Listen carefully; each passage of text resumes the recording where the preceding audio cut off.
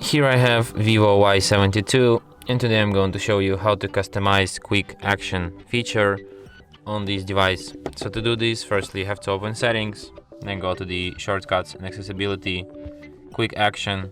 Firstly you have to disable it, and here you can select features. For example, you can turn on torch, record audio, open camera, or open any app.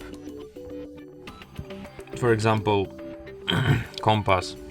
And as you can see right now, when my screen is locked and I hold down volume down, I can open compass and use it like this.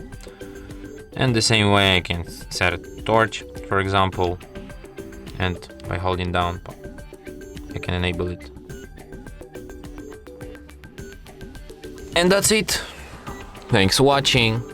If you find this tutorial useful, don't forget to hit that like button and subscribe to our channel.